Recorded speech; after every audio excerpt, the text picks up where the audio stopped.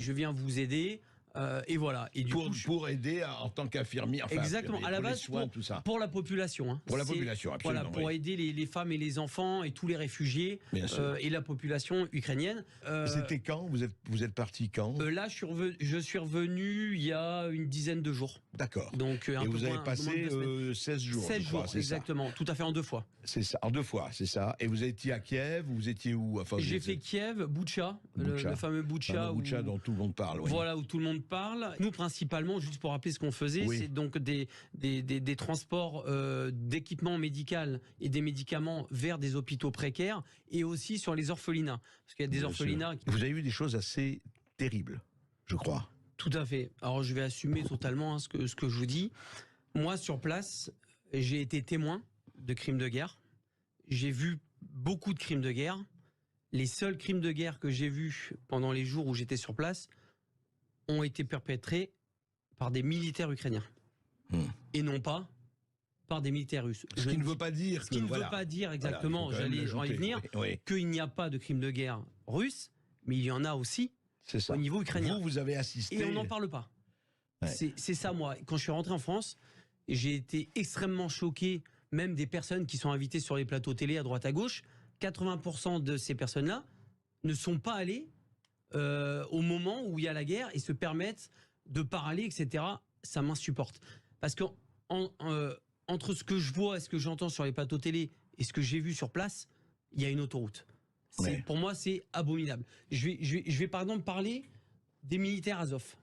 Les militaires Azov, à la base... Mais vous avez vu où ils sont partout? Ils sont partout.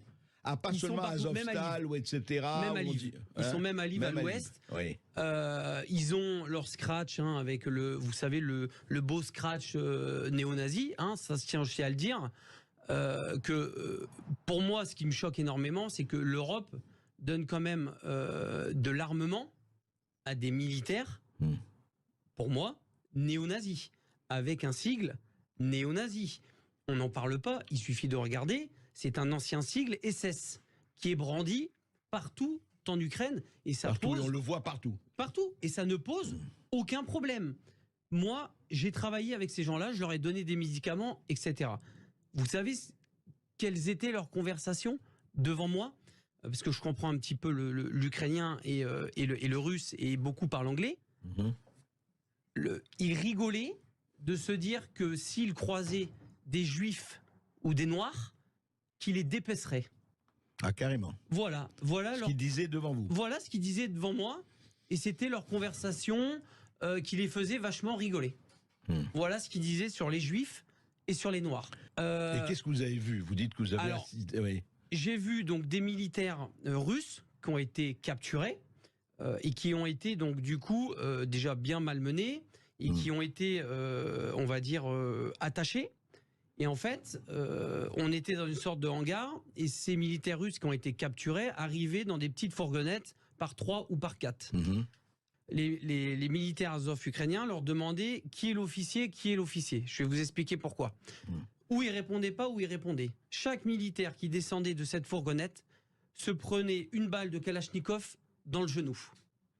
Alors qu'ils étaient sans défense, j'ai des vidéos qui l'attestent. Sinon, je me permettrais pas de sortir des trucs pareils. J'ai des vidéos où on montre des militaires russes en train de se prendre des balles dans le genou. On ne sait pas trop pourquoi, parce qu'ils répondent pas à des questions. Et les gens qui avaient le malheur donc de dire c'est moi l'officier, se prenaient une balle dans la tête. Voilà comment ça se passe à Butcha. Voilà comment ça se passe en Ukraine, du moins pour le bataillon ukrainien Azov. Ils pourront dire ce qu'ils veulent. Moi, j'étais là, j'ai vu ce qui s'est passé. Tout ça, on n'en parle pas. C'est vraiment... Je vais vous raconter encore quelque chose de beaucoup plus grave. Vous avez des bombardements tout le temps, on voit la télé, etc. J'ai vu donc des journalistes américains. Il y a des bombardements qui atterrissent dans un petit parc que vous avez dû voir à côté de Butcha, entre Butcha, à l'est de Butcha. D'accord. Et ces Américains donc font une vidéo et disent ben voilà, c'est les bombardements russes, ça atterrit dans un parc, c'est inadmissible et tout. Je vais les voir, je dis mais pourquoi vous dites ça, etc. et tout. On m'a dit mais c'est pas grave, ça fera des images. Et vous savez ce que c'était ces bombardements? En fait, vous avez des petits obus des petits obus.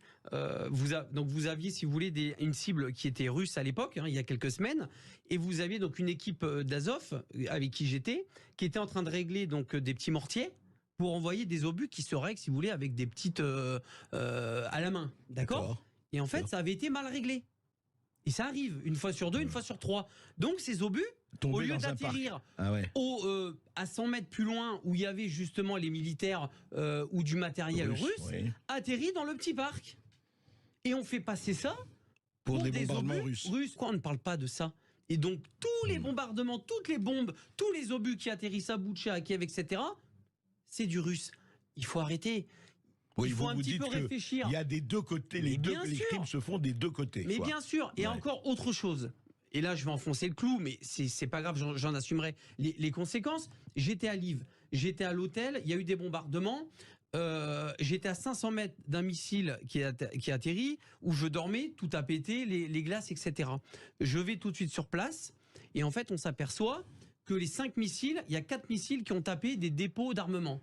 Des dépôts d'armement qui venaient d'Europe, qui avaient été stockés à Lviv en attente que ça soit amené à Kiev et dans des unités. Vous savez où est-ce qu'il les stocke, l'armement qui arrive d'Europe? Eh bien, il les stocke dans des locaux et dans des maisons civiles, sans que les gens le